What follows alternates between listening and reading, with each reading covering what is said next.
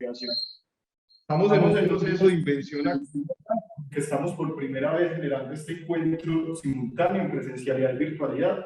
Entonces vamos a tener en algunos momentos como algunos pequeños tropiezos que vamos a ir superando pues, en el transcurso, y les pedimos a ustedes disculpas cuando esto se genere. Vamos a escuchar en principio a Magno Cortés. Magno es docente de la Universidad de Antioquia y es psicoanalista asociado a la de Medellín. Luego vamos a escuchar a Cruz Elena Vergara, que es docente de la Universidad Pontificia Bolivariana. Estará participando también la docente Laura Izarza, también de la Universidad Pontificia Bolivariana. Luego tendremos a Hugo Gómez. Hugo es estudiante de la Universidad Pontificia Bolivariana e hizo parte del proyecto de investigación como un proceso que estableció en su proceso de trabajo de grado. Y finalmente escucharemos a Luz, quien estará desde el espacio de investigación de autismo de la UNED. Ustedes pueden ir realizando sus preguntas a propósito de lo que se vaya conversando. Nosotros vamos a estar revisando los comentarios, las inquietudes, y luego de que cada uno de ellos haga su intervención, vamos a abrir los micrófonos para que podamos conversar. Entonces damos inicio, le doy la palabra a Magno Cortés, quien va a empezar con su intervención. Comienzo abriendo unas grandes comillas. Si no es capaz de ganar los 3 niveles de inglés, usted no se gradúa. Así de sencillo. Nuestros egresados tienen una formación integral apta para competir en el difícil mercado de la vida. Cierro las comillas. Cuando comenzamos a pensar la investigación de personas autistas en la universidad, digamos, lo que nos movió principalmente, si digo desde la Universidad de Antioquia, lo que nos movió fundamentalmente fue el hecho de tener noticia, realmente por la clínica particular, tener noticia de que algunos estudiantes de la Universidad de Antioquia tenían el diagnóstico de autismo. Pero sobre el particular no había ninguna noticia. Digamos, lo primero que hice fue ir a Bienestar Universitario a ver si tenían alguna idea de que en la universidad había autistas, y al departamento de inclusión de la Universidad de Antioquia fui.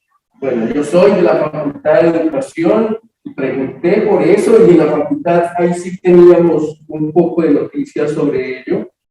Pero en principio con lo que me encuentro es con que no tenemos idea de si en la Universidad de Antioquia tenemos personas con autismo. Y entonces, digamos, en mi deseo de hacer que el trabajo educativo que hacemos en la Antioquia sea lo más inclusivo posible, entonces, digamos, comencé a montar el proyecto, invité a la Universidad Pontificia Bolivariana, invité a la Corporación Ser Especial, y hay que decirlo, en la UPB, digamos, nos tienen ventaja en relación a que por lo menos ya habían empezado a hablar sobre el particular, y recuerdo que incluso iniciando el proyecto, ya en la UPB montaron el primer evento autistas en la universidad. Con lo que nos encontramos en primera medida es con la pared del diagnóstico, digámoslo así. Cuando digo la pared del diagnóstico, me refiero a que el autismo es un diagnóstico alrededor de la salud mental que no es mediáticamente visible, digámoslo así. En la Universidad de Antioquia uno fácilmente puede encontrar a muchas personas con problemas de visión, con ciegos, algunos sordos, muchos con problemas de movilidad. En la universidad hay ascensores para quienes tienen problemas de movilidad. En la biblioteca hay todo un programa alrededor de las personas con problemas de visión. A los profesores se nos avisa cuando entre los estudiantes hay alguien con algo que llaman discapacidad. Pero, digamos, el autismo no entra en ese filtro en el que nos hablan de un cierto trabajo de inclusión. No existe el autismo. Porque, insisto, no es mediáticamente visible, y para los estudiantes, hay que decirlo también para los profesores, porque me encontré a un profesor autista que no quiso ser entrevistado precisamente porque no le interesa que se sepa el diagnóstico, no le interesa hablar del diagnóstico, es algo más bien como medio a esconder. Y ese, digámoslo, es el primer problema con el que uno se encuentra para pensar las vicisitudes en el encuentro entre estudiantes con TEA y sus universidades. Hay una segunda dificultad. Listo. Entonces, aceptemos que no tenemos ningún trabajo alrededor de los autistas en la universidad, pero bueno, busquemos, no sé, en Medellín, en Colombia, a ver si hay algún programa alrededor. Y con lo que me encuentro es que tampoco. Con lo que me encuentro, o más bien, ¿cómo decirlo? No encuentro investigaciones en Colombia alrededor del autismo y la universidad. Me encuentro con muchas investigaciones en Estados Unidos, con muchas en Brasil, pero ninguna en Colombia. Habría que hacer una investigación de por qué el autismo, por qué ese nombre, autismo, o trastorno del espectro autista, por qué ese nombre de algún modo en Colombia sigue causando tanto escozor, tanto miedo, tanta dificultad para padres de familia y profesores. Entonces, la segunda dificultad es el hecho de no encontrar, digamos, antecedentes como para uno pararse sobre los hombros de los otros investigadores que ya hicieron algo al respecto. Bien, esa fue la segunda dificultad. Bien, entonces, estudiamos las investigaciones que ha habido sobre universidad y autismo, pero entonces con lo que nos encontramos es que casi todas, y me arriesgo a decir un número, el 90% de las investigaciones tienen una perspectiva que llaman científica, conductista, y casi ninguna, digámoslo así,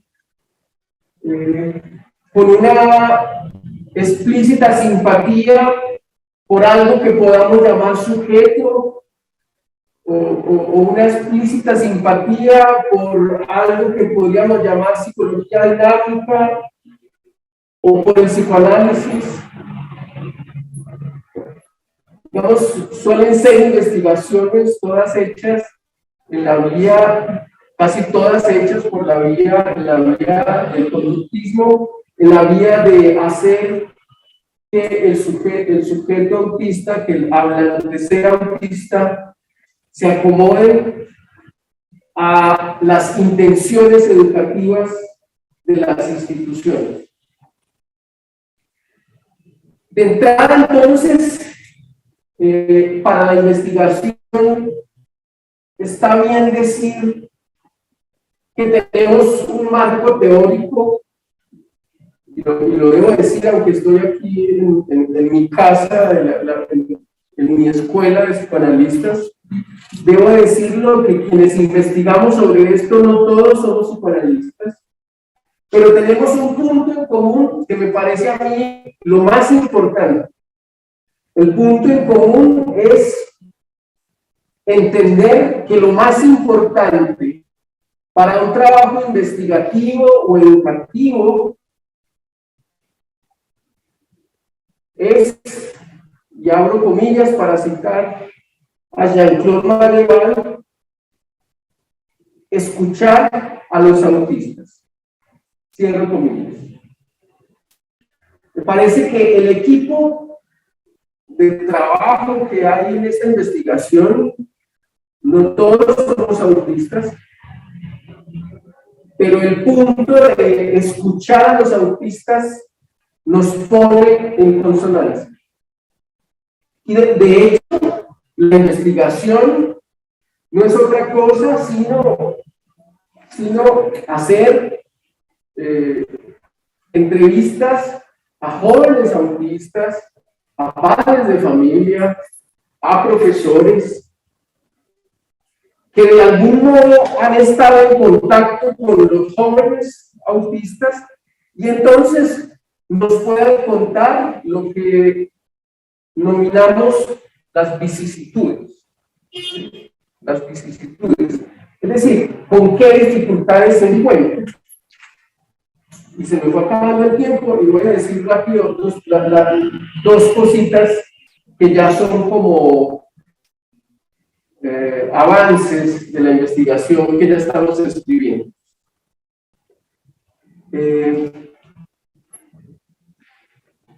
Cuando inicié, abrí unas grandes comillas para decir una frase de un profesor universitario a un joven autista.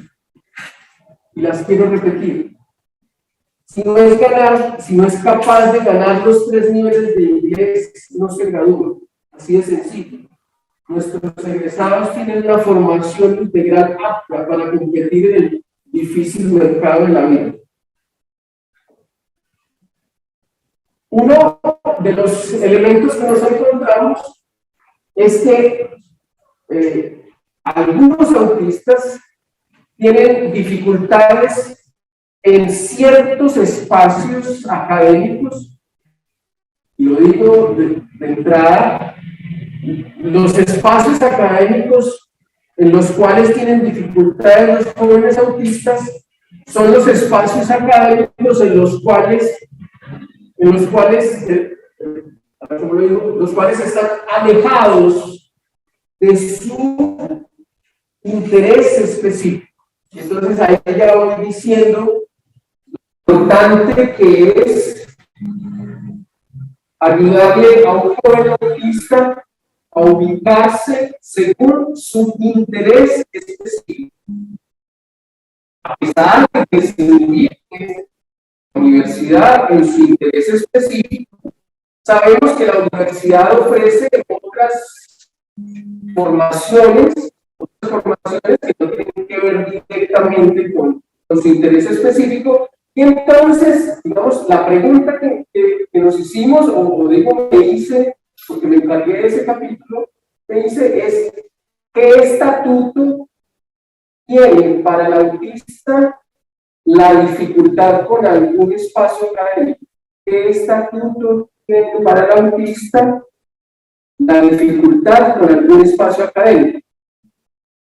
Esa es la pregunta y les lanzo la hipótesis. Del asunto es que cuando un joven tiene una dificultad en un espacio académico, cuando un joven autista tiene una dificultad en un espacio académico, digamos, eso tiene un estatuto que en psicoanálisis llamamos el estatuto de lo imposible. ¿Sí? Es decir, no estamos hablando de un joven que le da pereza, no estamos hablando de un joven que pereza con ese profesor, no. Estamos hablando de que para el autista el saber no es un semblante, sino que es su ser. Para el autista el saber es su ser, y entonces, digamos, se compromete con alma, corazón y vida con eso que es su ser, y lo que está por fuera está absolutamente, insisto, en el orden de lo imposible. Y ya con eso cierro, digámoslo aforísticamente. El autista, cuando tiene una dificultad en el saber, no es ni una inhibición, ni un síntoma, sino que es algo del orden de lo real.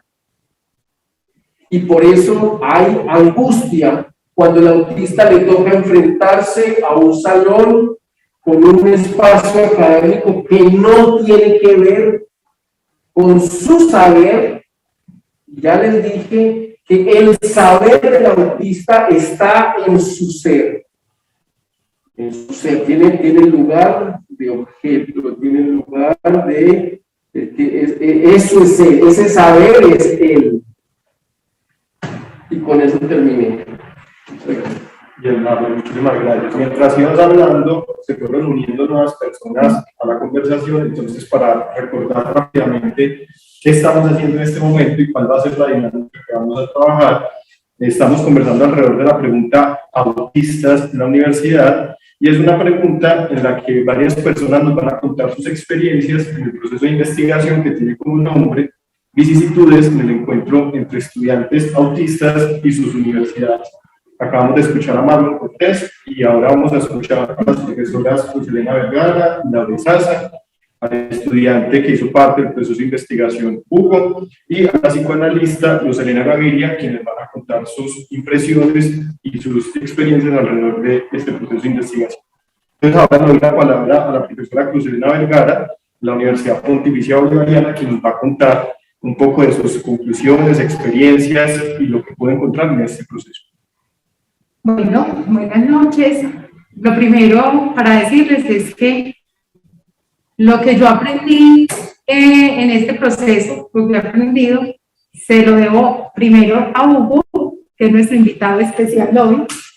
Cuando yo llegué a la universidad, después de ser profesora más de 15 años, me encuentro con Hugo en clase. A mí ya algunos profesores me habían contado de Hugo, pero yo no sabía quién era Hugo.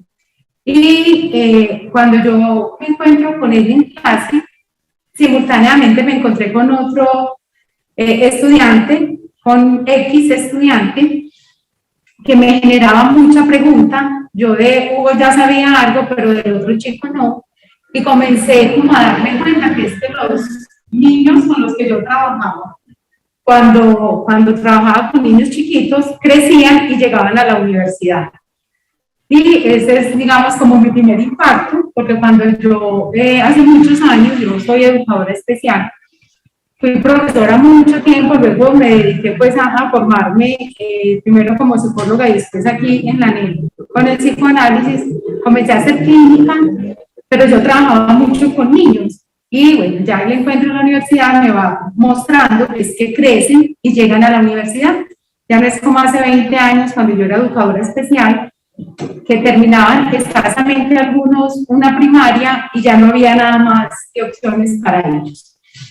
En este proceso investigativo, en ese encuentro que tuvimos tomando café con Mario, me cuenta de las preguntas que él tenía y coincidió que en la universidad estábamos acompañando una estudiante de maestría en psicopedagogía que se preguntó por los estudiantes autistas en la universidad, porque cuando ella estaba pequeña, en el colegio donde estudiaba, estudió con un chico autista, y toda la vida se quedó con la pregunta de qué pasó con mi compañero. Y bueno, por ahí fuimos como hilando asuntos. El encuentro se amplía con Laura Sasa y con Ana. Ahora Marlon le decía que no todos los que estamos en la investigación somos psicoanalistas. Laura y Ana al principio decían no, porque es que nosotros no sabemos de psicoanálisis, y Marco les decía, es que no necesitamos saber de psicoanálisis, sino de qué pasa con los chicos autistas en la universidad.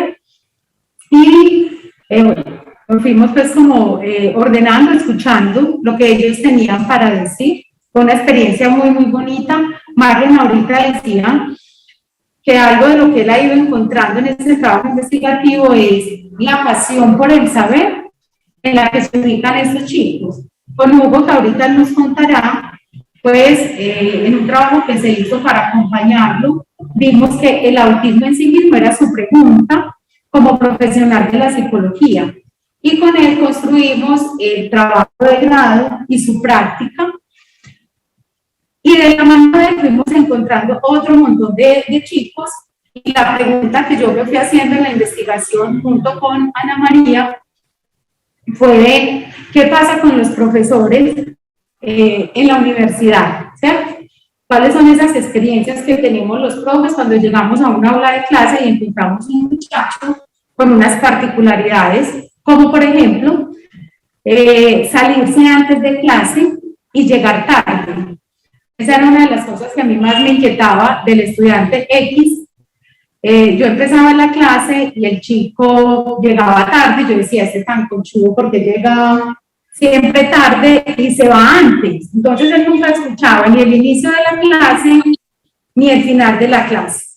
Cuando después de un tiempo me acerco y me dice, es que el ruido, cuando la gente mueve las sillas, me desespera, entonces yo más bien espero que estén ubicados, y se va 10 minutos antes de que empiece otra vez como el desorden. Claro. Y entonces, ya como a partir de la propia experiencia, fuimos construyendo esas preguntas para hacer entrevistas a profesores, entrevistas a padres de familia y a los mismos chicos con autismo, que nos contaran que eran autistas. Marlon lo dijo, hay una gran dificultad en identificar, ¿cierto? Porque ellos no se presentan con su diagnóstico. De hecho, en una de las entrevistas, una mamá, cuando yo le pregunté sobre si ellos habían hablado del diagnóstico de su hijo, ustedes saben que ya no sé cómo funciona fuera aquí en Medellín, las únicas universidades que entiendo que siguen haciendo examen escrito son las públicas, pero el resto funcionamos por entrevista. Entonces los chicos llegan a Bolivariana y hacen una entrevista. Esa mamá me dice, no, de hecho yo a él le dije que no fuera a decir que él es autista porque yo estoy segura que donde él diga no lo recibo. Alrededor del diagnóstico, entonces, en este rastreo fuimos preguntándonos para qué le sirve a un profesor saber el diagnóstico de su estudiante cuando es autista, qué hace el muchacho cuando llega a la universidad con ese diagnóstico, y nos hemos encontrado con unas respuestas distintas, pero que cada vez nos conducen más a ir concluyendo que es importante hablar de la condición de autismo. Los profesores en un grupo vocal, unos profes de ingeniería muy simpáticos, decían pues que a ellos nada les decía si les decían que el estudiante es autista, porque ellos no son ni psicólogos, y no somos ni formados en pedagogía, nosotros somos profesores de ingeniería que dictamos matemáticas, que enseñamos ingeniería. Pero otro profe decía, pues que él pensaba que si él decía que este chico es autista, las psicólogas de bienestar le tendrían que explicar cómo tratarlo. Pero el otro llega y dice, no, es que cuando él se gradúe, él no se va a graduar con título de ingeniero y un subtítulo que diga ingeniero con autismo o con TEA. Entonces, alrededor del diagnóstico resultaron muchas posiciones.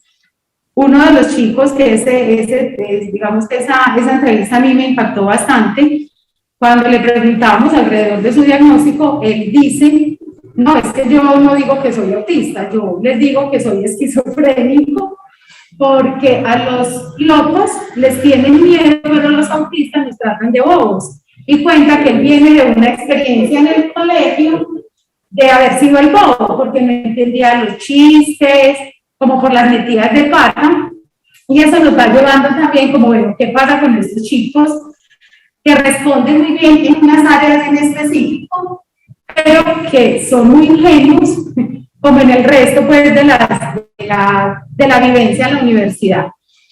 En esto de la relación con el profesor, entonces aparece que si el profe no sabe de su condición, no comprende que es que los muchachos con autismo no entienden las ironías, los chistes, el profesor se siente agredido. Una profe decía que ella usaba mucho los chistes y hacía metáforas en clase para explicar cualquier contenido, y el estudiante un día le dice que pues que no haya pasado felices porque no es necesario contar chistes. Una profe contaba, hablando de la linealidad, decía que ella se le dividía como el pensamiento en dos. Un estudiante que en matemáticas funcionaba bien, pero que lo veía en la universidad, en Bolivariana hay un espacio muy bonito que le decimos del Boulevard, y ahí no encajaba porque hacía cosas que no eran de un muchacho universitario. Un día estaban en una misa, y este testimonio me parece muy simpático. Parece que el padre capellán de la escuela hizo la misa, pero no usó la capilla, sino que estaba por fuera en un corredor, y este estudiante se para frente al sacerdote y le dice, este no es espacio para dar la misa, yo tengo que pasar por ahí.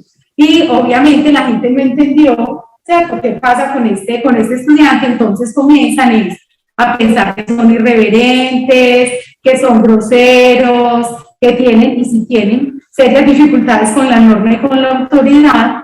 Y entonces la pregunta una vez más vuelve sobre qué hacemos con el diagnóstico. Esta profecía, yo sabía que él era así, pero entonces yo voy y le digo al cura que o él tendrá que aprender que es que hay cosas que no se pueden decir en el momento que él cree que hay que decir. Son muchos detallitos que uno dice, no, de esto se va a salir, pues va a salir una maravilla del libro. En todo esto, entonces, en esa pregunta por cómo se construye esa relación pedagógica, aparece una cosa que Marlon enunció y que nosotras, Ana y yo, la veíamos como muy clara, y es que la relación pedagógica no pasa como en los otros chicos que no son autistas, no pasa como por la persona del profesor, sino por el saber. Y entonces a ellos les interesa es que el profesor sabe, ya vio como una entrevista muy linda que teníamos de unas que Marlon hizo por fuera de las universidades nuestras. Si el profesor no habla de aviones, a él no le sirve nada más de ese profesor. Cuando yo intenté acercarme a uno de estos chicos, la manera, lo hice como si fuera otro estudiante cualquiera, y yo le digo, ve, ¿será que nos tomamos un café? Y el chico me mira y me dice, profesora, pues, usted, pues, ¿por qué no vamos a tomar un café? Usted es mi profe del curso de discapacidad, hábleme de discapacidad, pero yo no tengo que ir a tomar un café con usted. Sí, para que otro estudiante estaría de pronto contento de que la profe me invite a tomarse un café. Entonces vuelve y aparece con mucha insistencia la literalidad. En este recorrido, entonces fuimos a buscar a los profesionales que no están en la universidad, pero que acompañan a los estudiantes universitarios con apoyos externos. Hay una institución en Medellín que ha tenido un recorrido muy amplio, que es la Fundación Integral, que acompaña procesos de inclusión, y en una de las entrevistas que le hicimos a una educadora especial de allí que acompaña procesos de inclusión de chicos a la universidad, nos decía que en ellos la literalidad sigue presente. Y aparece un asunto que a mí me tocó vivir con uno de estos chicos, y es que ella nos decía, hay un estudiante que no entrega el taller, y el profesor le dice, usted tiene 0 en el taller. Cuando él baja a la asesoría, ella le dice, tú no hiciste el taller, y él le responde, sí, yo sí hice el taller. ¿Y por qué no lo entregaste? El profesor no me lo pidió. Entonces ella nos decía, a ellos hay que decirles, entréguenme el taller, ¿cierto? Vamos a hacer el examen, muéstrenle el examen, no es como dejar las palabras en el aire. Entonces este capítulo que vamos a escribir, pero ya lo tenemos bastante avanzado en el libro, termina con algunas propuestas de intervención pedagógica para los docentes en la universidad, porque pues si nos cuesta a nosotros los que estudiamos licenciatura para comprender un poco cómo hacer esto de la flexibilidad, que nosotros no la llamamos curricular, sino pedagógica, pues en la universidad la verdad hay una soledad muy grande en la formación del docente universitario. Entonces esperamos pues que algo podamos transmitir en la escritura del capítulo, contando pues, un poquito como de estas invenciones que los mismos profes también nos han dicho, cómo se las han arreglado con los impases que viven en el encuentro con los estudiantes con autismo. Bien, pues muchísimas gracias. Las personas que están contándonos sus experiencias tienen 10 minutos para poder transmitirnos los aprendizajes de esta investigación. Acá estamos construyendo unos ejes a través de los cuales podamos conversar en los últimos minutos del encuentro, pero les recordamos que desde el espacio de investigación de autismo de la ANEL siempre ha sido muy importante para nosotros conversar con quienes están afuera y quienes están escuchando esta experiencia. Entonces pueden ir escribiendo sus preguntas, al finalizar las intervenciones pueden abrir los micrófonos y conversar, porque eso es lo que esperamos de este tipo de encuentros. Ahora vamos a darle la palabra a la profesora Laura Izaza, también de la Universidad Pontificia Bolivariana, para que en estos 10 minutos nos cuente sobre sus aprendizajes y experiencias de esta investigación. Entonces, profe Laura, te escuchamos. Muchas gracias, Andrés. Muy buenas noches para todos. Yo quiero empezar diciendo que aquello que venimos estudiando, que son las vicisitudes del encuentro con el autismo de los estudiantes y los distintos actores institucionales, entre ellos docentes y familia, que yo como investigadora, digamos, he tenido también esas vicisitudes, es decir, también me ha tocado enfrentar las vicisitudes del encuentro con el autismo, y cómo pensarlo en un contexto de educación superior. En lo que llevamos de la investigación, el ejercicio de escritura de los capítulos pues, que ya han comentado Marlon y Cruz, yo siento que ha ocurrido, yo creo que eso es importante en el lugar como investigadora, a la vez como docente universitaria, una transformación en mi manera de ver el autismo. Y para mí, digamos, lo más significativo, no solamente de ver a los estudiantes autistas, sino cómo este ejercicio me ha dado, digamos, como un lente diferente para mirar los estudiantes en general, más allá si son autistas o no. Yo, eso es uno de los aprendizajes grandes que me deja a mí la investigación, porque es el reconocimiento de todas esas experiencias heterogéneas que se dan en ese lugar de ser estudiante. Y que ahí hablamos hoy en este espacio de los estudiantes autistas, pero que realmente terminan siendo unas experiencias diversas en general. Como investigadora, ahorita Cruz adelantaba algo, ¿cierto? Era cuando llega la invitación a ser parte de este proyecto, para mí fue nuevo el tema autismo, de manera, digamos, directa, de reflexionar, eran nuevos estos discursos y estas propuestas, digamos, comprensivas que Marlon y Cruz desde el psicoanálisis realizan, pero hay algo ahí, digamos, que sí me ponía en conexión y yo creo que por eso me aventuré, y es la pregunta por el otro, ¿cierto? Yo he estado atenta en los últimos años como docente a aquel estudiante que se me vuelve pregunta, a aquel estudiante que se me hace pregunta, es decir, cuando yo termino una clase y digo, ¿por qué me estoy preguntando por él? ¿Cierto? Y cuando me pregunto, no es tanto por lo que a ese estudiante le falta, ¿cierto? Sino cuál es el desafío o el reto para yo poderlo acompañar en ese proceso. Y es, digamos, como esas preguntas por la educación inclusiva que entro yo en este proyecto. Inicialmente, dentro de esas vicisitudes del encuentro con esta investigación, llego con la pregunta sobre la sociabilidad, es decir, esas interacciones sociales que los estudiantes autistas en la universidad construyen como una manera de poder tener soporte y transitar en todo lo que implica ser estudiante. Cruz lo sabe de manera muy directa, tenía una apuesta por preguntarme por la relación docente-estudiante. Luego, cuando ese es, digamos, como el interés directo al que se dan Cruz y la compañera Ana María, me pregunto por la relación con el compañero, con el par, un poco, digamos, como es del mandato, perdón que lo nombre así, de que para ser estudiante universitario es necesario tener relaciones con el otro par, como compañero, como amigo, para poder transitar. Pero en las últimas semanas, digamos, esa sociabilidad, esa interacción como soporte social, me llevó ya no al estudiante, sino a la relación con la institución, directamente a comprender la institución como un espacio, ¿cierto? Y quiero compartirles en estos 10 minuticos como aquello que va apareciendo, ¿cierto? Y que hace parte de la construcción que estoy haciendo ahorita del capítulo. Y es que el espacio emerge en el discurso de los estudiantes que entrevistamos de manera muy diversa, ¿cierto? Y es un espacio que lo que yo voy identificando es que tiene un componente esencial en su trayectoria académica. Termina siendo, digamos, como un elemento base para poder acercarse, ahorita lo mencionaban, a ese saber, a aquello que quiere aprender, lo que termina siendo su interés.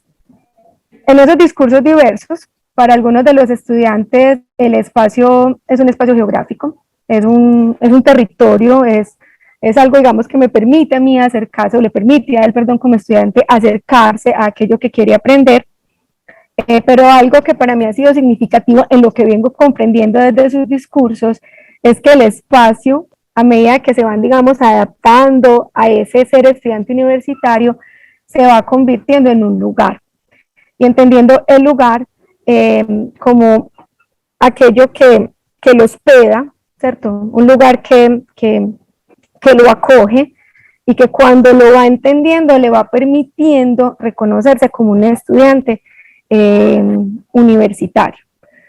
Es una construcción subjetiva que ellos van haciendo, digo subjetiva porque el hecho de que compartan ese ser autistas no implica que se relacionan de la misma manera, y el espacio termina siendo tan, llamémoslo así, como tan estático, pero a la vez dinámico. De aquí me explico, ¿cierto? Y estático es que se vuelve muy importante el estar en el espacio universitario, o sea, pisar la universidad. Se vuelve fundamental el entrar al aula, porque esa aula termina siendo, digamos, como el escenario en el cual ellos saben que van a ir a aprender algo, y el reconocimiento de esa aula termina siendo la que hospeda un saber, y ahí van a encontrar a alguien que es el docente. Es decir, termina siendo de una otra manera hasta, digamos, más protagonista el espacio que el mismo docente en determinado momento. Y es por eso que aparecen, digamos, situaciones que para otros estudiantes probablemente no son complejas, pero para ellos el llegar a el aula donde le van a dar la materia de bases psicobiológicas, por dar un ejemplo, y hay un letrerito donde dice se cambia a aula, ¿cierto? Dirigirse a otro bloque y a otra aula específica, no termina siendo, digamos, un cambio tan simple, ¿cierto? Porque realmente aquella aula que los hospeda, donde ya se ha generado, digamos, una relación de comodidad, de confort para aprender, le exige, digamos, una acomodación en poco tiempo e inmediata. En conversaciones con un estudiante, y esto no fue directamente en una entrevista para el proyecto, pero que es un insumo, digamos, valiosos para estas reflexiones, él me nombraba que por qué tenía que cambiar el aula, ¿cierto? O sea, de si ya él había matriculado, había mandado una información y sabía que ese lunes 10 de la mañana iba para un curso como el de bases psicobiológicas, ¿por qué tenían que cambiar el aula? Como docente y como investigadora digo, sí, para cuántos un poco ese reclamo que aparece el cambio del aula resulta irracional, ¿cierto? Pero cómo ese cambio aparentemente geográfico, ¿cierto?, termina generando un conflicto para ese estudiante, y se pierde, lo que ahorita les decía un poco con mi pregunta sobre la sociabilidad, ese soporte que ha construido para poder participar en un proceso de enseñanza y aprendizaje. La incomodidad al cambio de aula, la incomodidad frente al espacio, la cancelación de una clase, ¿cierto? Aquí ahorita les hablaba del cambio del aula, que aparece con la cancelación de una clase, que a veces ocurre, ¿cierto? El docente que por alguna situación en particular no puede brindar la clase que estaba programada, termina siendo una ruptura con ese ser estudiante, con esa construcción que él viene haciendo, ¿cierto? Y no termina siendo un cambio simple, en cuanto hoy cancelo la clase y les pongo un taller, por favor realícelo para la siguiente, porque se desvincula, ¿cierto? Es una desvinculación con ese proceso. Hay algo que digamos, no se ha logrado abordar en el proyecto por el momento en el cual hicimos también las entrevistas, o porque directamente no emergió, pero que ocurrió cuando ese espacio que lo llamamos como el territorio, el geográfico, pasó a ser, con lo que vimos en la pandemia, trasladada a la virtualidad, ¿cierto? La configuración de espacio es distinta, porque no es el espacio que habito con el cuerpo, sino que es un espacio que habito, digamos, más con la posición de ser estudiante. En estos días un compañero me decía pues que se habita con la mente.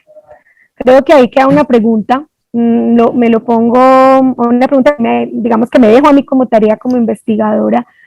¿Qué pasa cuando simplemente no es el cambio de ubicación geográfica, sino que es el cambio hacia una plataforma donde se media el saber desde un lugar? Es tan diversa esta experiencia que sabemos, lo conversaba en algún momento con Hugo, para algunos la virtualidad fue cómoda, ¿cierto? Es decir, realmente fue construir un espacio en casa más seguro para ubicarse en ese lugar como estudiantes.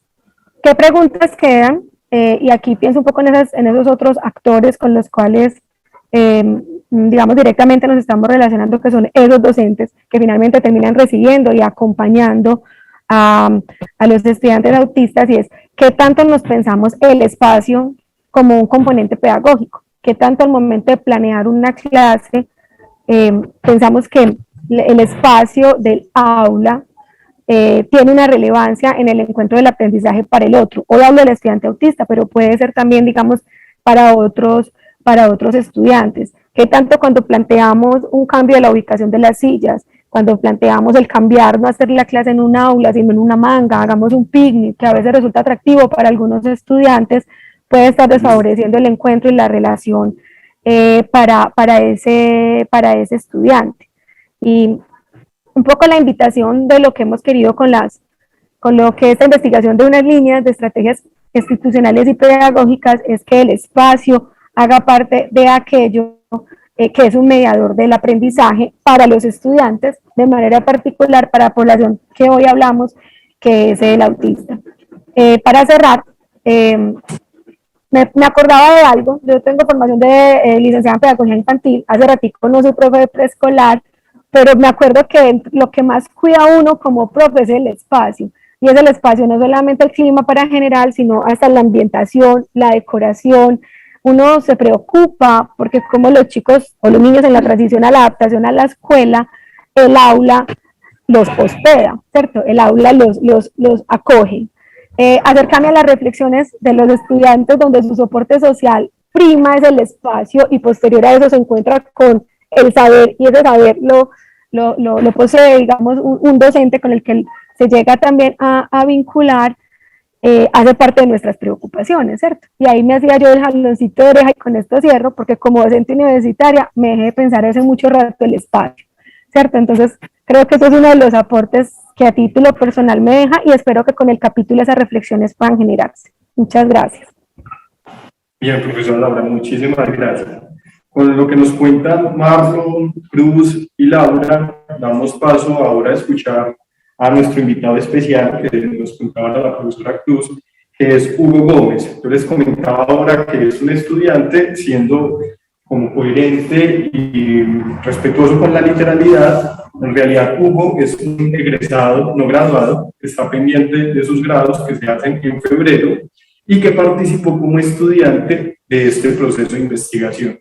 Sé que para Marlon, desde el principio, cuando elaboró el proyecto, había un componente fundamental, y era no construir saberes sobre las personas con autismo, sino construir saberes con las personas con autismo. Y ahí es cuando Hugo juega un papel fundamental en este proceso de investigación, y escucharlo va a ser, estoy seguro, muy enseñante para todos.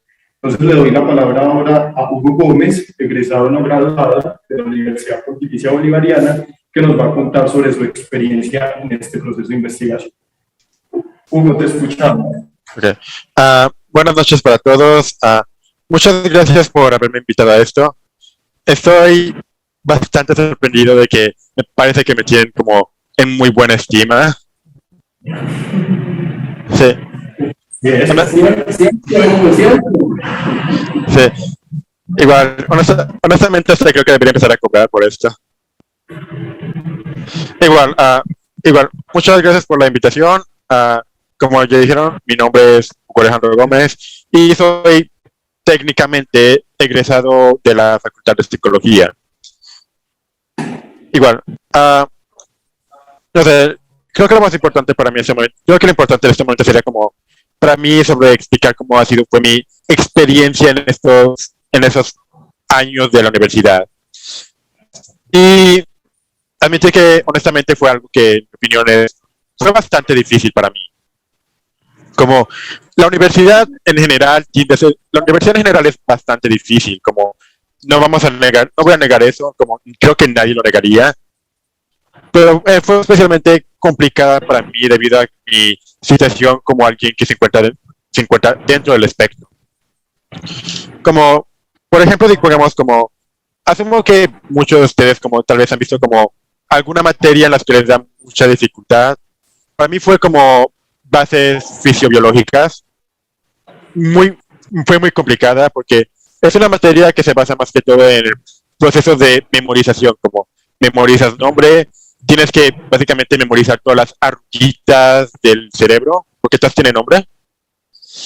Y es como, primero que todo, no es algo que disfrute en general, pero es algo que me dio mucha dificultad, porque la memorización de nombres es una de mis, admito, una de mis debilidades más grandes.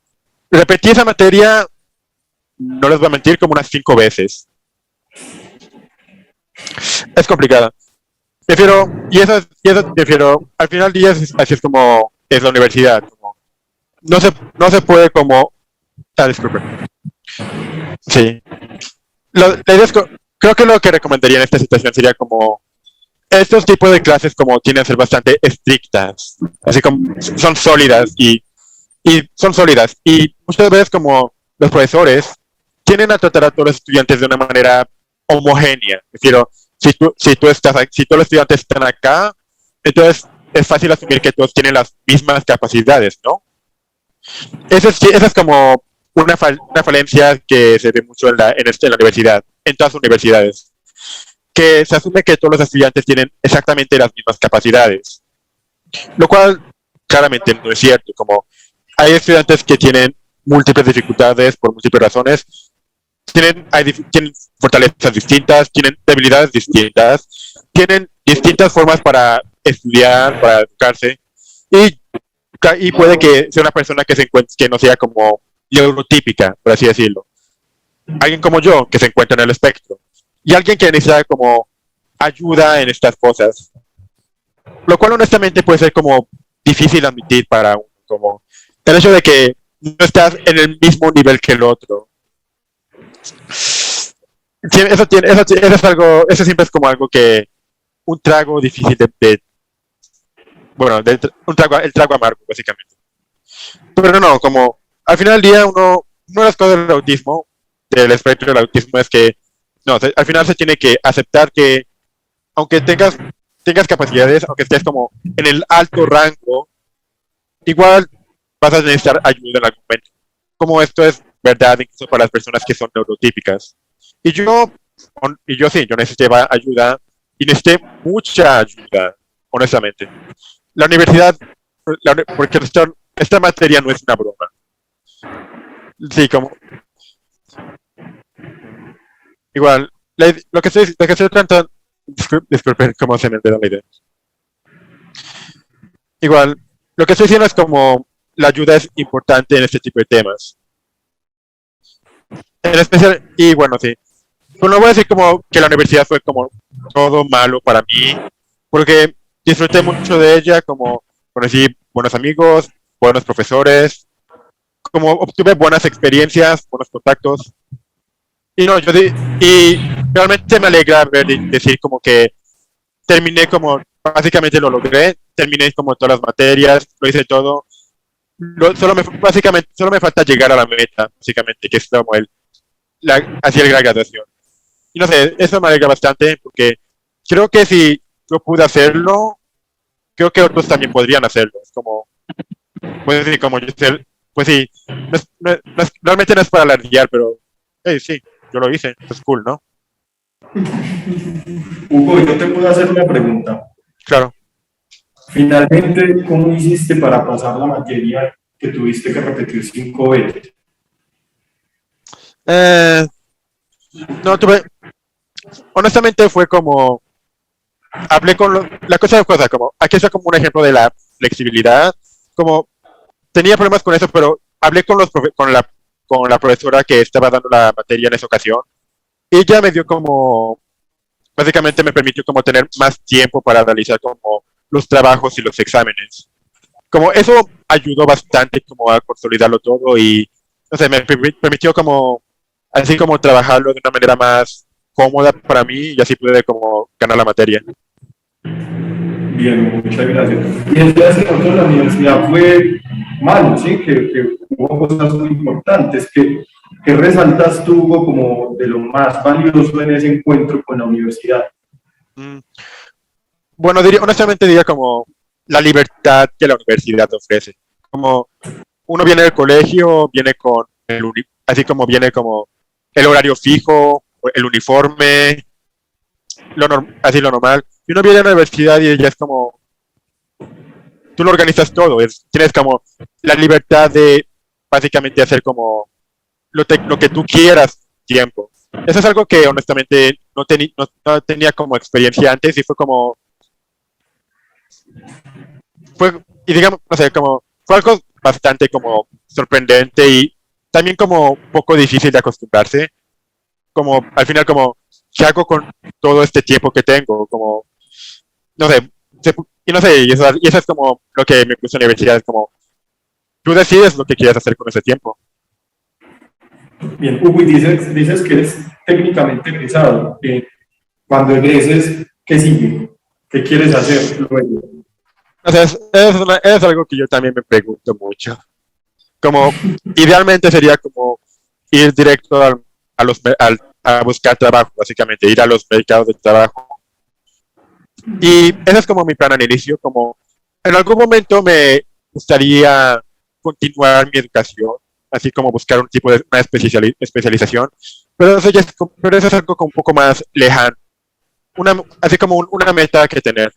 Por el momento creo que cuando me gradúe simplemente como voy a intentar como buscar empleo y bueno, sí, y unirme como al mundo del trabajo, básicamente. ¿Y en qué te gustaría? Bueno, a mí estoy interesado como en trabajar con otras personas que también tengan como discapacidades, ¿sí? Y como una de mis prácticas fue en este lugar llamado Arca Mundial, ¿Sí? así como, sí, tú sabes, en las que, en Arca Mundial como se trabajan como con jóvenes que sufren como de múltiples discapacidades, sí, discapacidades, así como el autismo, Down, entre otras cosas. Y fue una experiencia muy agradable para mí, la disfruté bastante. Me entristece un poco que debido a la pandemia no pude estar ahí tanto tiempo como yo habría querido, pero igual me encantó haber trabajado allá. Bien, Hugo, muchas gracias. Ahora vamos a conversar un poquito cuando abramos pues, el espacio para las preguntas y conversación. Te agradezco muchísimo por tu experiencia, que es muy enseñante para todos nosotros. Y creo que el centro de esta investigación está precisamente en experiencias como la tuya, y de ahí es donde todos podemos generar conclusiones muy importantes. Agradezco a Manuel, Cruz, Laura y Hugo que hablan como participantes de la investigación. Y ahora le damos la palabra a Luz Elena Gaviria, psicoanalista, y ella hace parte del grupo de investigación, del espacio de investigación de autismo de la ANEL Medellín. Entonces, Luz, escuchamos tus comentarios y tus señalamientos a propósito de lo que nos han comentado Marlon, Luz, Laura y Hugo. El micrófono, Luz.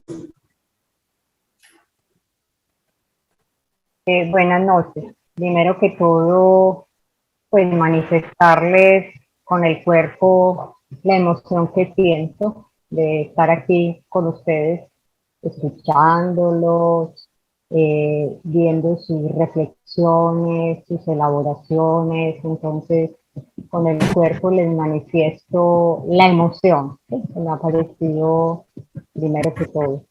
Lo segundo es que con cada reflexión me evocó preguntas y de pronto voy a rastrear algo de ellas en cada uno y bueno, ver qué resonancias hay con respecto a lo que cada uno me aportó. Marlon, en la reflexión que hiciste, que te agradezco también la pasión, el entusiasmo, ver cómo nos muestras esta llegada como a la universidad y a bienestar familiar, bienestar universitario, familiar también, ¿no? Y ver, bueno, y así se pasa con el autismo y por qué entonces la bolivariana sí, y ver cómo no te quedas quieto, sino que te mueves. Entonces me parece que es como una enseñanza, ¿sí? Y a veces de pronto nos quedamos quietos, pero hay algo de eso que insiste y bueno, mira todo este encuentro de esta mesa de alguna manera muy jalado por el deseo de cada uno, pero es como una enseñanza de algo de esa pasión que insiste y se hace cargo. Me gustaría que ampliaras, se puede esta noche y si no, pues veremos si en la investigación de esto lo podremos entender. La diferencia que tienes tan clara, pero muchísima, ¿sí? El saber no es semblante, ¿sí? ¿Sí? Sino que es su ser. Ahí me parece que es muy enseñante, porque cada uno también, lo que me ha dejado a mí desde el inicio en esta investigación, es que han querido, como lo han dicho, lo que queremos es escuchar a los autistas y dejarnos enseñar, ¿sí? Entonces ahí lo que dices con tu experiencia de escuchar a los autistas, sí es, el saber no es semblante, sino que es su ser, ¿sí? No es cuestión pues como de inhibición ni de síntoma, sino que es real, ¿sí? Como algo, en algún momento en que haya como algo de la angustia, que nos lo muestra muy bien Hugo, y gracias Hugo por ilustrarnos todo este recorrido también que cada uno de los compañeros nos han podido mostrar en eso de la materia, ¿sí? Esa materia difícil, difícil, difícil, y que también Marlon nos dice, ojo, ojo, que no es cuestión de dificultad, sino de imposible. No es cualquier concepto, término que nos trae, ¿sí? Eso un poco imposible y que Hugo nos muestra 5 veces. Y esa lucha. Entonces con eso ilustra un poco ese concepto de imposible que de pronto ahora algunas palabritas. Con Cruz, muy bello ese recorrido, Cruz, ¿sí? De ver que dices, bueno, yo comencé con los niños y de pronto me encuentro con que ellos crecen y la vida me va llevando a la universidad y me encuentro ahí con la pregunta de crecen y, bueno, cómo se las arreglan en la universidad y la contingencia de alojar y de escuchar a Hugo y seguir con tu investigación y con la pregunta, tanto en los niños como luego con el adulto y seguir. Y ahí en eso señalas eso de hay una pasión por el saber, ¿sí? Esa palabrita de que es como una pasión, ¿sí? Que insiste. Y lo que también es muy, muy enseñante, ¿sí? Y es muy, muy bella la apuesta que transmite de la investigación.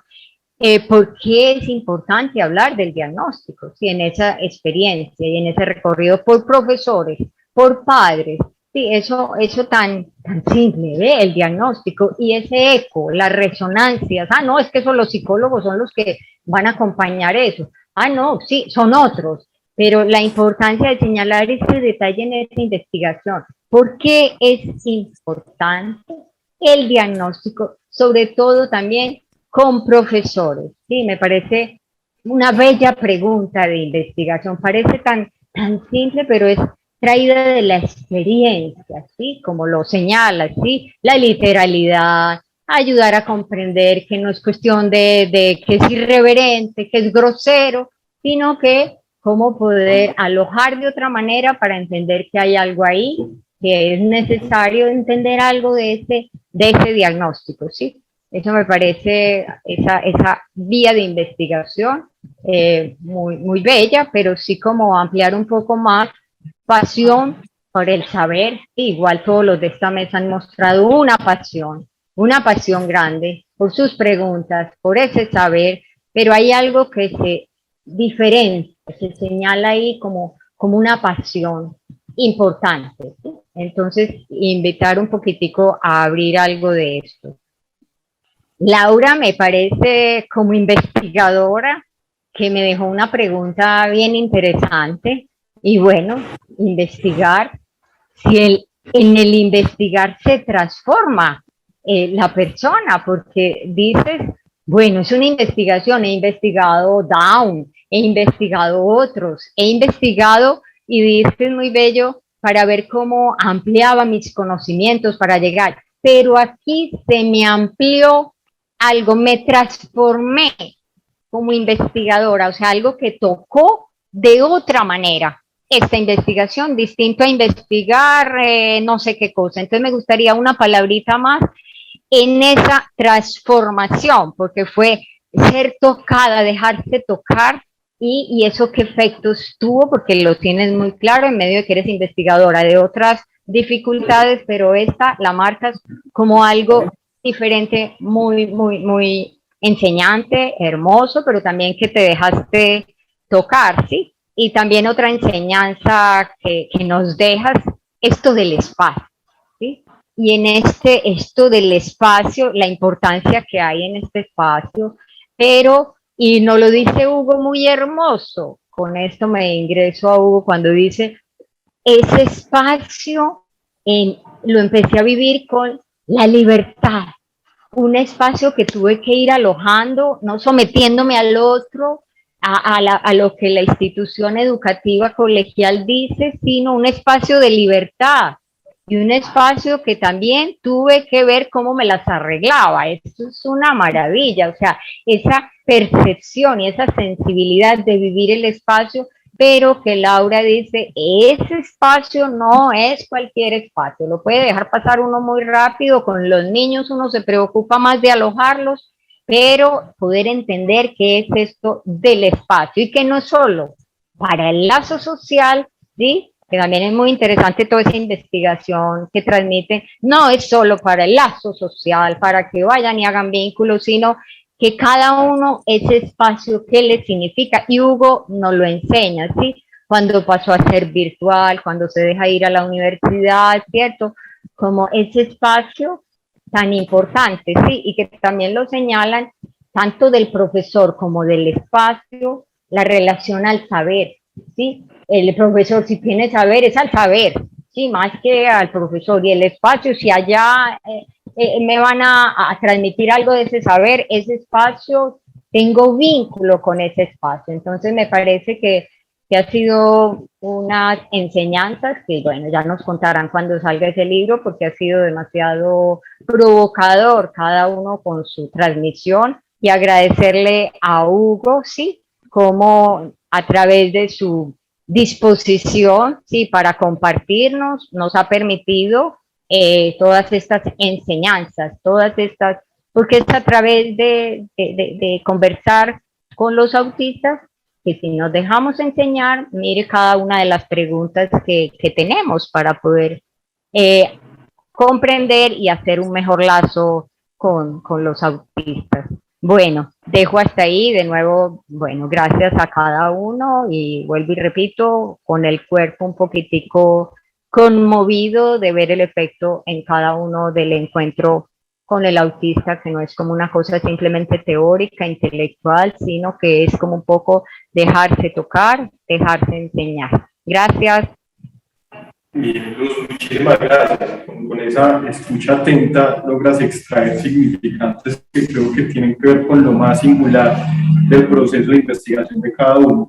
La imposibilidad del cual nos habla Marlon, la pasión por el saber que nos trae Cruz, el espacio y la transformación en Laura, la libertad y el lazo en Hugo, y que cada uno de esos significantes nos daría para una conversación completa. Hay un asunto también que yo quisiera introducir, por si pueden decir algo a propósito de eso, y es que se ha hablado sobre el imposible y la imposibilidad de las personas con autismo en la universidad. Yo quisiera que pensáramos también, y si pueden decir algo a propósito de la imposibilidad de la universidad. ¿Sí? Cómo esa universidad en muchos casos muestra su propia imposibilidad para, ¿sí? Psicopedagogía hablaríamos de las barreras. Marlon nos hablaba de la pared del diagnóstico, yo hablaría del muro de la universidad. Un muro que a veces no se deja perforar y hay que cursar una materia 5 veces. O hay que aprender inglés porque si no, no se graba.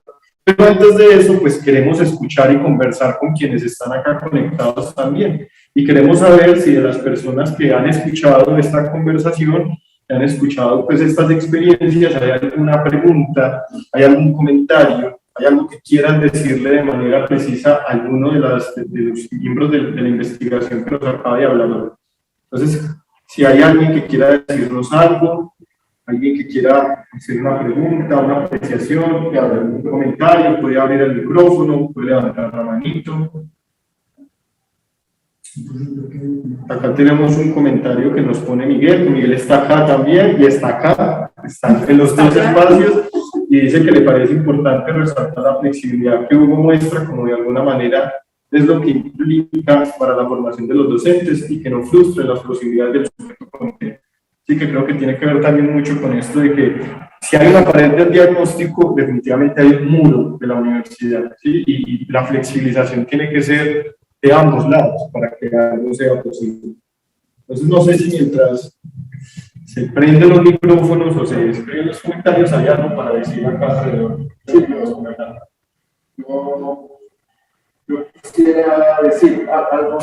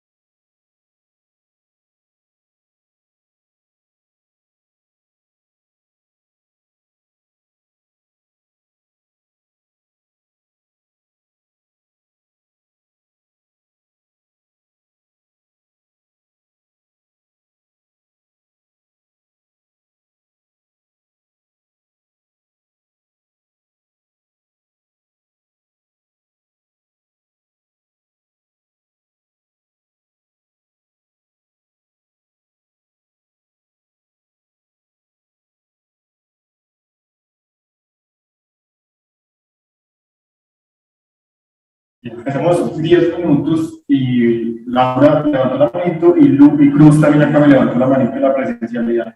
Entonces, escuchamos a Laura, a Cruz, y no sé si ahora también Hugo quiere decir algo de pronto para cerrar. Laura, te escuchamos. Gracias, Andrés. Quiero hacer un comentario corto y es cuando tú haces la pregunta como por esas barreras, obstáculos de la institución finalmente son las personas, ¿cierto? Entonces pienso en los directivos, pienso en los psicólogos, en los profesionales de apoyo, principalmente en los docentes. Y yo creo que un gran obstáculo es el temor de decir no sé, ¿cierto? Y el desconocimiento frente a cómo acompañar la heterogeneidad. Es más fácil, y soy atrevida, pero es más fácil quedarnos en la zona de confort, de mirar a los estudiantes universitarios como un grupo homogéneo, ¿cierto? Y desde ahí acompañarlos. Y que casi que si el otro no responde, la responsabilidad está fuera de mí. Si yo me muevo de ese lugar, ¿cierto? Y reconozco que en un grupo de estudiantes, si son 20 estudiantes, tengo 20 sujetos, 20 subjetividades, ¿cierto? Y maneras distintas de acercarse y relacionarse con el aprendizaje, me implica a mí enfrentarme a que no sé realmente cómo acompañar a todos. Y cómo eso me obliga a esforzarme, a aprender, a salir de la zona de confort. Entonces yo creo que hasta que no comprendamos realmente, yo hablo mucho y Cruz lo sabe, del asunto misional, vocacional, o sea, qué implica formar a otro, es difícil, porque yo creo que siempre nos vamos a enfrentar con que no sabemos cómo acompañar al otro, y eso finalmente es lo que nos moviliza a nosotros como formadores, porque si no nos quedamos en ese lugar estático, donde es más fácil creer que el aprendizaje le corresponde al otro, y no a mí me corresponde favorecer el aprendizaje del otro, sin quitarle su responsabilidad, ¿cierto? Pero creo que sí somos unos motores ahí. Entonces, para mí es ahí hablo como de varios obstáculos, pero partiendo de no quitarse el lugar del no saber, ¿cierto? Y reconocerlo frente al otro. Sí, Cruz. Yo escuchando como la anotación que hace Andrés, recuerdo lo que los profes dijeron en esos grupos focales en las entrevistas. Yo logro ubicar como dos respuestas de los docentes, más bien dos posiciones. El docente que se paraliza frente al no saber y le hace un llamado al otro y culpa al otro, es la universidad la que no hace y la que no dice, y está el otro profesor que se moviliza y va a bienestar y nos busca a nosotras. En Bolivariana hay un fenómeno muy particular y es que nos hemos convertido como en referente las profes de psicología educativa de la Facultad de Psicología, pero también hacen un llamado al otro institucional, ¿cierto? Entonces, venga el otro, dígame, muéstreme y enséñeme. Pero cuando nos acercamos al otro institucional, no encontramos respuesta.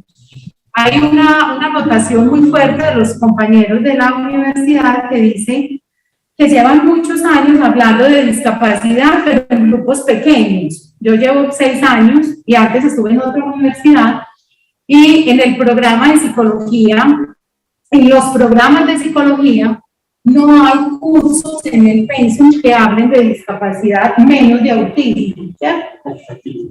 Y una muestra de la necesidad que hay es que propusimos unos cursos optativos y estos cursos siempre tienen público y nos piden además que recibamos a quienes no son psicólogos. A mí me escriben los profes de Derecho, estudiantes de Filosofía, de Literatura.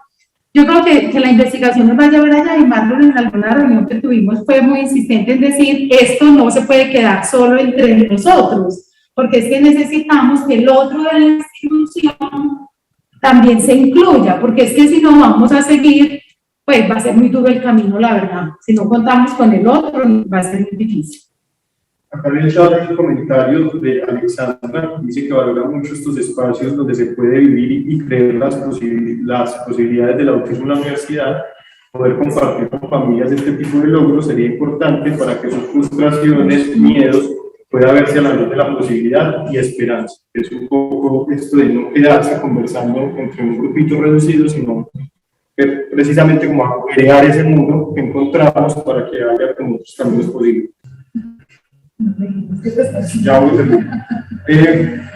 Yo creo que ya tenemos que cerrar. Yo quiero cerrar con una cosita y es, una pregunta: ¿por qué es flexibilidad curricular y eso cómo funciona en la universidad? Hugo lo decía ahorita cuando contaba de su dificultad con la materia, y es una pregunta que nos tenemos que hacer, ¿cierto? Nos dicen: no podemos hacer ajustes curriculares, sino metodológicos, y entonces viene la pregunta de qué es flexibilidad curricular y eso cómo conversa con la flexibilidad pedagógica, que yo creo que es también un punto importante que vamos a tener ahí en el libro. Yo creo que la conversación queda abierta, hay muchas cosas que quedan por conversar. Yo quisiera hacer un último comentario. Mi celular está sostenido sobre un libro que se llama Autismo Infantil. Y yo creo que lo que ustedes están haciendo es precisamente un agujero a la teoría, un agujero a las representaciones y a las ideas a propósito del autismo. Normalmente, y en la universidad pasa, que hablamos de autismo y se piensa de infancia. El autismo es un asunto de la infancia. Y resulta que no, el autismo es un asunto de la vida y del mundo. Y que los libros se llaman autismo infantil o tratamiento del niño autista, con lo que hablamos del autismo en la infancia. ¿Y qué pasa más allá de las infancias? Ustedes nos traen una experiencia muy valiosa a propósito de que el autismo no se queda reducido a las paredes de la escuela, a las paredes de las instituciones y a las paredes del lugar. Que las personas con autismo también salen al mundo. Yo creo que una pregunta que ojalá el libro resuelva, o que por lo menos empiece a plantear, y que sigue después de la universidad. ¿Qué puede hacer la universidad para pensar entonces el paso siguiente? Porque es que si de por sí es difícil que lleguen a la universidad, ¿qué pasa más adelante? ¿Qué pasa con la inclusión laboral? ¿Qué pasa con el mundo del trabajo? Son preguntas que quedan abiertas. A partir de eso de agujero, es que se suele tener la representación de que se agujera, se agujerea señalando la falta. Y vos lo señalas bien, nosotros estamos agujereando, mostrando el brillo de una investigación, mostrando el brillo de una cosa novedosa. Y entonces digamos, yo diría que ahí está el verdadero agujero. No es el agujero de señalar a la universidad: usted no hace, usted no hace, usted no hace. No, sino vea esto que le pasa a los estudiantes autistas, y no todo es malo, y hay cosas muy importantes, y hay cosas muy bellas, y qué vamos a hacer. Y seguro algo así. Yo les agradezco.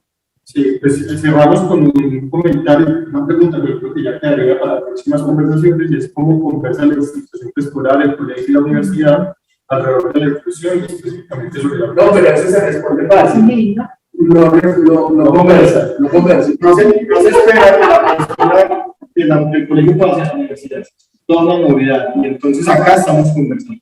Ya conversan. Bueno, agradecemos a todas las personas que se conectaron hoy para escucharnos, a quienes están acá hoy en la sede de la NEF también escuchándonos. Es para nosotros un gusto volvernos a encontrar y seguirnos encontrando de estas maneras. El espacio de investigación sobre autismo seguro seguirá generando espacios de conversación y de encuentro con la ciudad para poder pensar el autismo en el mundo, el autismo en la universidad, el autismo en la vida, y esperamos que nos encontremos en una próxima oportunidad. Muchísimas gracias a Cruz, a Laura, a Hugo, a Marco y a Luz por sus conversaciones, por sus experiencias, y hasta una próxima. Gracias.